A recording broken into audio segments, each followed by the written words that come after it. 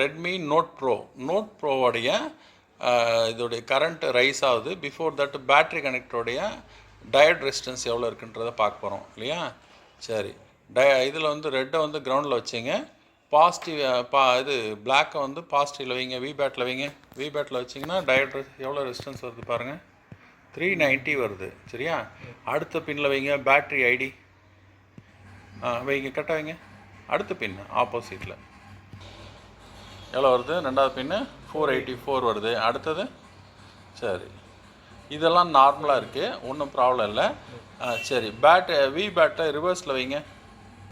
ரிவர்ஸில் எவ்வளோ வருது? ரிவர்ஸில் வச்சிங்கன்னா 1900 வருது. ஆனால் கரெக்டாக 1400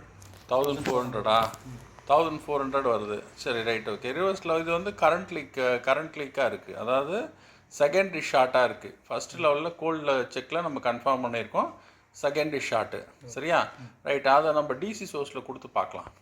ட்ரிகர் பண்ண போகிறோம். ட்ரிகர் பண்ணுங்கள், இருங்க. ட்ரிகர் பண்ணுறதுக்கு முன்னாடி இது ஆன் பண்ணுங்கள், டிசி சோர்ஸ் ஆன் பண்ணுங்கள். வந்து ஆட்டோ கரண்ட் இல்லை, டிசி சோர்ஸில் கரெக்டாக 00லே இருக்குது. சரியா? இப்போ அடுத்தது வந்து நம்ம ட்ரிகர் பண்ணி ஆன் பண்ணி பார்க்க போகிறோம். ட்ரிகர் பண்ணுங்கள். ஓகே, ட்ரிகர் பண்ணுங்கள். கரண்ட் ரைஸ் ஆகுதா? கரெக்டாக ட்ரிகர் பண்ணுங்கள். ஒரு 2-3 வாட்டி ட்ரிகர் பண்ணுங்கள் ப்ராப்பராக பின்னில் வச்சு.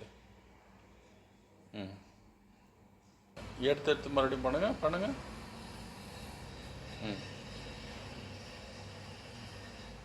பண்ணிங்கன்னா நமக்கு ஒரு ஆட்டோ கரண்ட் ஜென்ரேட் ஆகும். மறுபடியும் எடுத்து பண்ணுங்கள். சடன் கரண்ட் ரைஸ் ஆகுது. இது போல் ரைஸ் ஆகுது. இது ரைஸ் ஆச்சுன்னா இது என்ன ப்ராப்ளம் அப்படின்னு சொன்னால் செகண்டரி ஷார்ட்டுன்னு அர்த்தம். மேபி சிபியூ லைன் அது போல் ஷார்ட்டாக இருக்கும். அதை நம்ம மேனுவலாக செக் பண்ணுவோம். என்ன பண்ண போகிறோம்? காயிலுடைய ரெசிஸ்டன்ஸை பார்க்க போகிறோம். காயிலுடைய ரெசிஸ்டன்ஸை பார்த்தா நமக்கு என்ன தெரியும் அப்படின்னு சொன்னால், எந்த சைடில் கரண்ட் வந்து கம்மியாக ரெசிஸ்டன்ஸ் குறைஞ்சிருக்குன்றது நம்ம தெரியுங்க. 416 இருக்குது, கரெக்டாக இருக்குது. அடுத்தது போங்க. அடுத்தது கரெக்டாக வைங்க. ஹை வேல்யூ வருது, கரெக்டாக வைங்க. ரைட், அடுத்தது போங்க.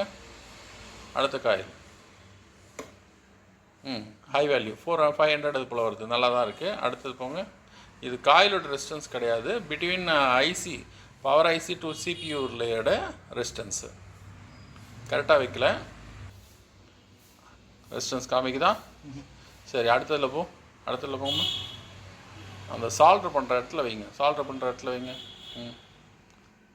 எவ்வளோ 104. ஓகே, அது கூட ஓகே தான். சரியா? அதோடைய ரெசிஸ்டன்ஸில் ரிவர்ஸ் பொசிஷனில் வச்சு பார்க்க போகிறோம்.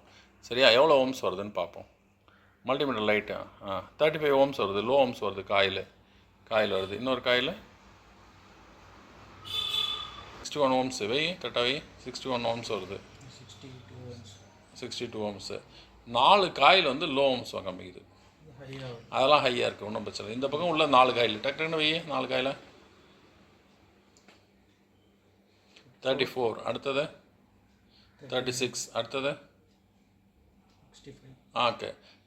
ஓகே 65. இது எல்லாமே லோ ஓம்ஸ் வருது. ஆல்மோஸ்ட் சிபியூ ரிலேட்டட் ஃபால்ட்டு தான். அதை ப்ராப்பர் வேல வந்து பார்ட் 1 பார்ட் 2 நம்ம ஃபைண்ட் அவுட் பண்ணுவோம். சரியா?